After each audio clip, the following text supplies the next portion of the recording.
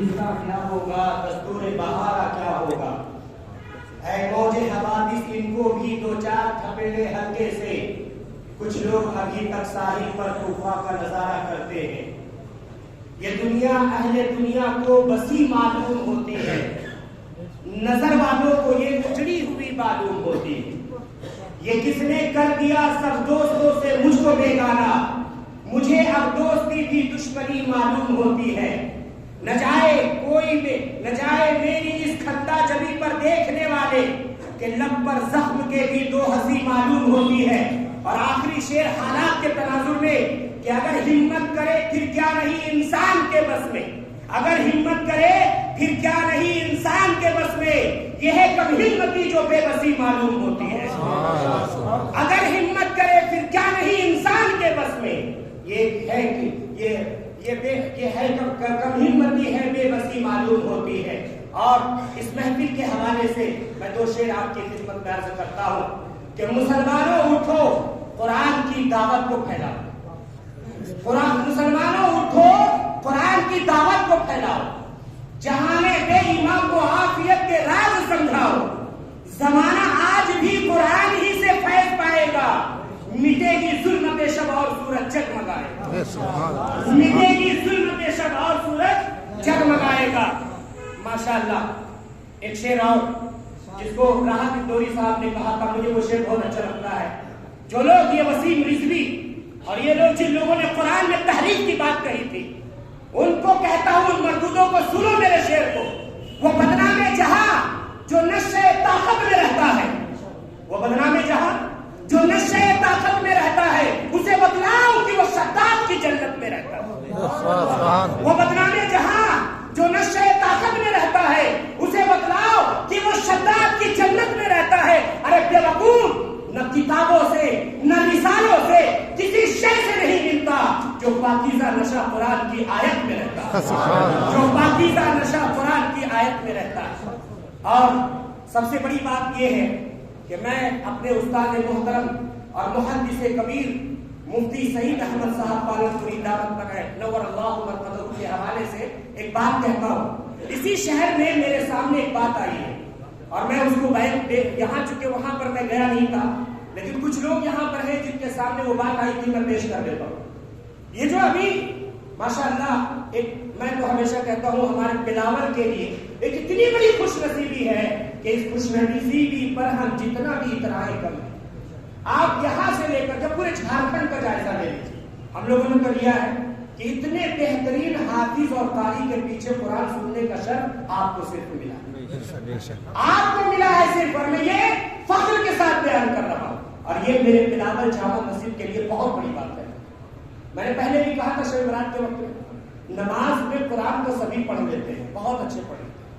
تراویح میں پڑھنا سب کے بس کی بات نہیں ہوتی، لیکن آپ نے سنا الحمدللہ ہمارے امام صاحب کو اللہ نے اتنا اتنی نزاکت بخشی ہے، اللہ تبارک و تعالیٰ نے، اللہ نے ان کی زبان میں وہ حلاوت بخشی ہے. جب یہ قرآن پڑھتے ہیں تو یقین مانیے ہم کو لگتا ہے کہ وقت بھی ٹھہر جاتا ہے. الحمدللہ قرآن پڑھنے کا انداز ہے ان کا. اور کوئی ماں کا لال ہے دنیا میں جو یہ کہہ دے کہ ہم قرآن کا معاوضہ دے دیں؟ ہے کوئی؟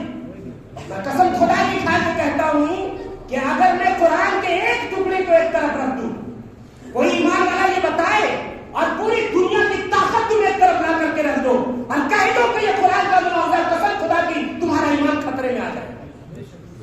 جس نے یہ کہہ دیا کہ یہ قرآن کا معاوضہ ہے، نہیں. مفتی سعید احمد صاحب پالنپوری نور اللہ مرقدہ نے کہا کہ یہ قرآن کا معاوضہ نہیں ہے جو تراویح کے موقع پر ہم دیتے ہیں، یہ ہدیہ ہے. اور ہدیہ ہم جتنا چاہے دے سکتے ہیں، جتنا چاہے دے سکتے ہیں. ہدیہ اور معاوضہ میں فرق کیا ہے؟ ہدیہ طے نہیں کیا جاتا. آپ نے طے کیا تھا کہ امام صاحب آپ پڑھائیں گے، ہم آپ کو 50,000 دیں گے، 60,000 دیں گے، 70,000 دیں گے. کیا تھا نہیں کیا تھا؟ ابھی امام صاحب کو خود پتا نہیں ہے کہ ہم کو کیا ملنے والا ہے. اس کو کہتے ہیں ہدیہ. ہدیہ متعین نہیں ہوتا اور معاوضہ متعین ہوتا ہے. معاوضہ کیا ہوتا ہے؟ متعین ہوتا ہے. معاوضہ متعین ہوتا ہے.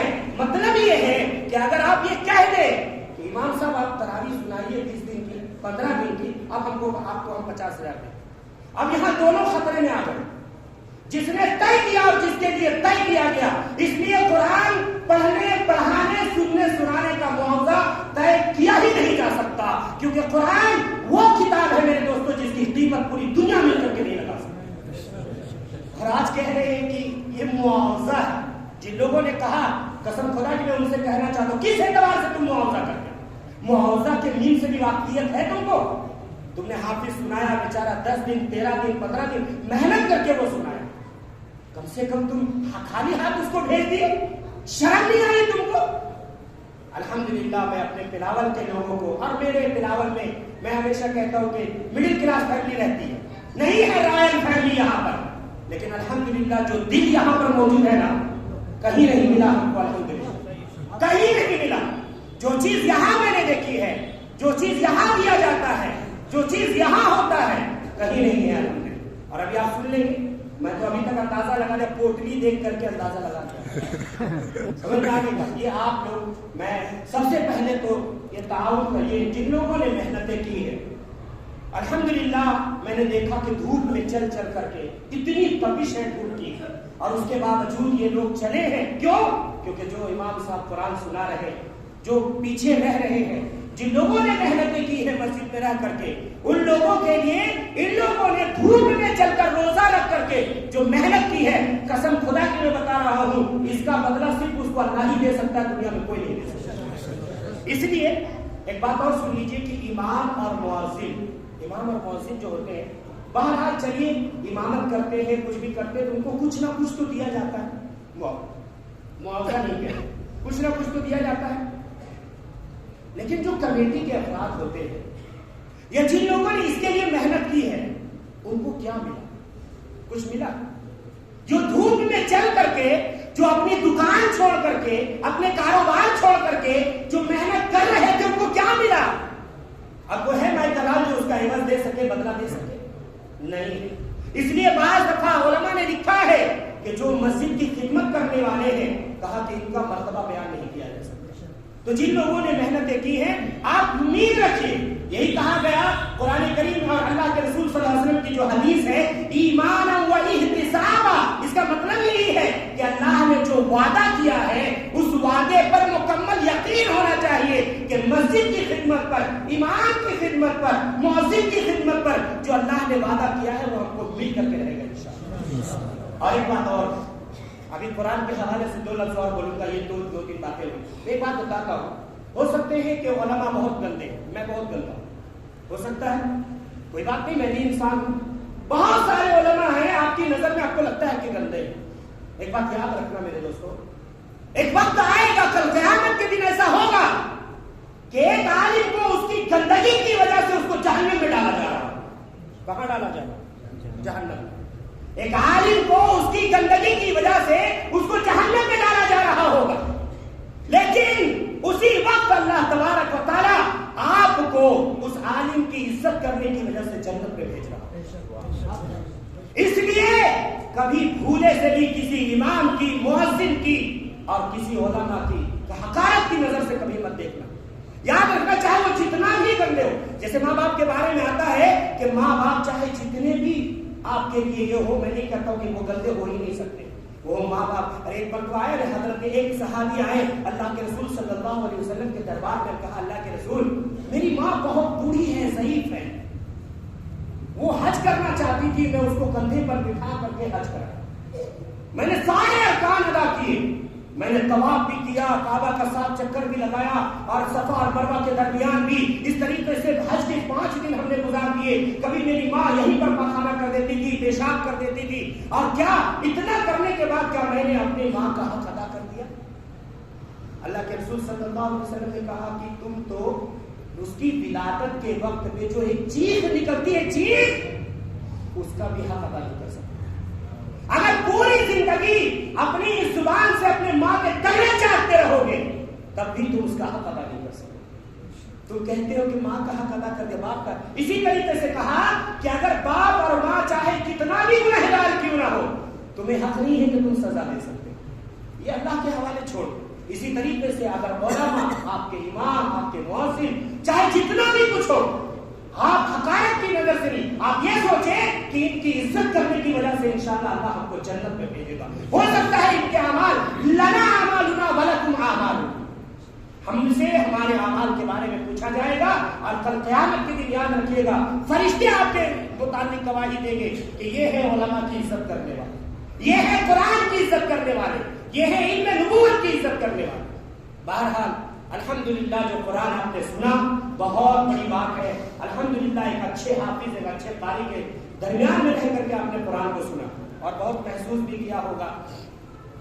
اب میں آتا ہوں کہ جو لوگ کہتے ہیں کہ یہ فکر چھوڑ دیجیے آپ کہ قرآن کو کوئی بدل دے گا، قرآن کو کوئی مائع کا لال پیدا نہیں ہوا، اب قرآن کے اورات کو الٹتے جائیے اور قرآن بتاتا ہے شروع پارے میں ہی الٹ دیجیے، کہا کہ آ جاؤ اپنے آؤ، اپنے حمایتیوں کو بھی لے کر کے آؤ اور جس طرح بھی چاہو تم آنا چاہتے ہو آؤ، اپنے معبودوں کو بھی لے کر کے آؤ، اور قرآن کو چھوڑ دو، قرآن کی ایک سورت کو چھوڑ دو، ایک آیت بنا کر کے دکھا دو، سمجھ میں آ گئی؟ لیکن اس وقت بھی اور آج بھی قرآن قل ان اجتمعت الانس والجن علی ان یاتوا بمثل هذا القرآن، آج بھی قرآن چیخ چیخ کر کے اعلان کر رہا ہے، سینکڑوں حفاظ کرام نے، کروڑوں حفاظ کرام نے اس کو پڑھا تراویح کے اندر کہ قل ان اجتمعت الانس والجن علی ان یاتوا بمثل هذا القرآن، تمام انسان اور جنات مل کر کے بھی اگر چاہیں گے اس قرآن کے جیسا لانا چاہیں گے تو نہیں لا سکتے قیامت۔ تم قرآن میں تحریف کی بات کرتے ہو، ارے قرآن کو بدل دو گے تم؟ بہت دنیا میں ترم خان آئے، امریکہ کی وزیر خارجہ 28 اور 26 تفسیروں کا مطالعہ کر کے آئی تھی، فرقان لے کر کے آئی تھی قرآن کے مقابلے میں، قرآن ختم ہو گیا۔ ارے سوچو بے وقوفو، نالائقو، تم سوچتے ہو کہ یہ چھوٹی چھوٹی تمہاری حرکتوں کی وجہ سے تم قرآن کو تہوہ بالا کر کے رکھ دو گے؟ ارے تم قرآن کو مٹانے کے لیے تم مسلمانوں کی خون کی ندیاں بہا سکتے ہو، تم قرآن کو مٹانے کے لیے تم مسجدوں میں تالے لگوا سکتے ہو، تم قرآن کو مٹانے کے لیے تم مدرسوں میں بلڈوزر چلا سکتے ہو، لیکن سوچو تو ذرا صحیح کہ تم ان دلوں کو کہاں سے ختم کر سکو گے جن دلوں میں قرآن کو اللہ نے بسایا؟ کہاں سے ختم کرو گے؟ اندلس میں کوشش کی گئی، حفاظ کرام کا قتل عام کر دیا گیا، آج دیکھیے سب سے زیادہ قرآن نہیں پڑھا جاتا۔ انڈونیشیا میں کوشش کی گئی کہ قرآن یہاں نہیں پڑھا جانا چاہیے، آج دیکھ لیجیے کہ بہترین سے بہترین قرآن پڑھنے والے انڈونیشیا میں موجود ہیں۔ یہ قرآن کا اعجاز ہے، قرآن میں اللہ نے کہا انا نحن نزلنا الذکر وانا لہ لحافظون، تم سمجھتے ہو اس کی حفاظت کرنے والا کوئی اور ہے؟ نہیں، اس کی حفاظت کرنے والا وہ سپر پاور ہے جس کے سامنے کسی کی نہیں چلتی، کسی کی نہیں چلتی ہے، اور وہ کہہ رہا ہے کہ میں نے اس کو نازل کیا اور میں اس کی حفاظت کروں گا، تم آ جاؤ کتنے پاور لے کر کے آتے ہو۔ تو یہ فکر چھوڑ دے کہ وہ قرآن کو بدل دے گا، اگر بدل دے گا تو ایسے ایسے حفاظ کرام ہے الحمدللہ کھڑے ہو کر کے قرآن سنا دیں گے۔ یہ کوئی ضروری ہے کہ نوراق میں قرآن رہے تبھی؟ تم اوراق جلا دو کیا ہو جاتا ہے، دلوں کو کہاں سے جلاؤ گے؟ بہرحال میرے دوستوں میں زیادہ لمبی بات نہیں کروں گا، ان باتوں کے ساتھ ایک بات یہ کہتا ہوں، یہ جو ہے سب سے بڑی چیز یہ ہے کہ دیکھیے ابھی ہم لوگ کے اندر ہوا کیا ہے، قرآن کی حفاظت کیا ہے؟ قرآن کی سب سے پہلی حفاظت یہ ہے کہ ہم قرآن کے الفاظ کو یاد کریں، قرآن کے الفاظ کو یاد کریں، اس کے بعد اس کے لب و لہجے کو یاد کریں، اور اس کے بعد تیسرا نمبر آتا ہے اس کے معانی اور مطالب کو یاد کریں۔ یہ قرآن کی حفاظت جو اللہ تعالیٰ نے ذمہ داری لی ہے، تو اسی طریقے سے اللہ نے اس کی حفاظت کروائی کہ حفاظ کرام نے قرآن کے الفاظ کو اپنے سینے میں محفوظ کر لیا، اور قرآن کرام نے اس کے پڑھنے کے لب و لہجے اور طریقے کو محفوظ کر لیا، اور علماء کرام نے اس کے معانی مطالب اور تفاسیر کو محفوظ کر لیا، اور پورا قرآن حرف بہ حرف اس طریقے سے محفوظ ہو گیا۔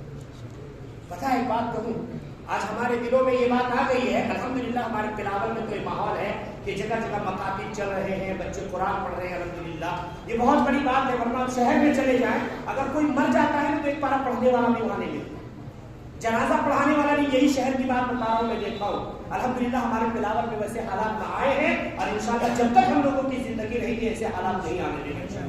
یہ ہم علماء سب سنکلپ لیتے ہیں، شپت لیتے ہیں کہ انشاءاللہ کبھی بھی بلاول میں چاہے ہمارا ادنا سے ادنا آدمی جو اپنے آپ کو سمجھتا ہوگا وہ بھی ہم کو کہے گا، ہم اس کی آواز پر لبیک کرنے کے لیے تیار ہیں۔ ہم اس کے بچوں کو پڑھائیں گے، اس کے گھر میں جائیں گے انشاءاللہ۔ اس لیے آپ ہم کو اپنا سمجھیں۔ صحابہ کرام رضوان اللہ تعالیٰ علیہ مجمعین ایک ایک حدیث کے لیے میلوں میلوں کا سفر کرتے تھے اور اسی طریقے سے مہینوں مہینوں کا سفر کرتے تھے۔ کیوں؟ آخر کیا وجہ تھی؟ وہ جانتے تھے کہ اگر یہ علوم باقی ہے، یہ قرآن کا علم، حدیث کا علم، فقہ کا علم، کہا کہ اگر یہ علوم باقی ہے تو یہ دین باقی ہے۔ اگر یہ علوم مٹا دیے گئے تو یہ دین مٹ جائے گا، اور جس دن یہ دین مٹ جائے گا اللہ تبارک و تعالیٰ اس دنیا کو تباہ و برباد کر کے رکھے گا۔ اس دنیا کو باقی رکھنے والی چیز قرآن کا علم ہے، فقہ کا علم ہے، حدیث کا علم ہے۔ یہ ان علوم کی برکت ہے کہ آسمان سے بارش اتر رہی ہے، ان علوم کی برکت ہے کہ زمین سے غلہ نکل رہا ہے، ان علوم کی برکت ہے کہ چاند چاندنی دے رہا ہے، ان علوم کی برکت ہے کہ سورج میں تپش باقی ہے، ان علوم کی برکت ہے کہ ہوائیں اپنے سمت سے چل رہی ہے، ان علوم کی برکت ہے کہ سورج مشرق سے نکلتا ہے مغرب میں ڈوبتا ہے۔ قسم خدا کی جس دن یہ علوم ختم کر دیے گئے اس دن یہ دین ختم ہو جائے گا، اور جس دن یہ دین ختم ہو جائے گا اس دن اللہ تبارک و تعالیٰ اس دنیا میں بسنے والے انسانوں کو سور اور کتے کی شکل میں تبدیل فرما دے گا، اور یہ دنیا تباہ و برباد ہو کر کے رہ جائے گی۔ اس لیے علماء کا بہت بڑا احسان ہے ہمارے اوپر، تو ہم کوشش کریں اپنے بچوں کو حافظ بنائیں گے انشاءاللہ، ہے نا؟ اگر 4 بچے ہیں تو کم سے کم 2 بچے ہمارا حافظ ہو، ہے نا؟ انشاءاللہ، کہیں انشاءاللہ۔ اور سب سے بڑی بات یاد رکھنا، بڑی بڑی ڈگریاں لے کر کے گھوم رہے ہیں الحمدللہ، ہے نا؟ جن کی نوکری تھی وہ بھی کھا گئے یہ مردود، بچا کیا؟ اب کیا بچا؟ کہا کہ کسی قوم کو مارنے کے لیے یہ ضروری نہیں ہے کہ اس قوم کا قتل عام کر دیا جائے۔ کہا کہ کسی قوم کو ختم کرنا ہو تو سب سے پہلے اس کی بنیادی تعلیم ختم کر دی جائے، اور جس قوم کی بنیادی تعلیم ختم ہو جاتی ہے وہ قوم زندہ رہتے ہوئے بھی مردہ سمجھ میں آتی ہے۔ آج مسلمانوں کی حالت یہی ہے، ہماری بنیادی تعلیم ختم ہو چکی ہے، ہم نے دین کا علم سیکھنا چھوڑ دیا، ہم نے قرآن کا علم سیکھنا چھوڑ دیا، ہم نے حدیث کا علم سیکھنا چھوڑ دیا، ہم نے فقہ کا علم سیکھنا چھوڑ دیا۔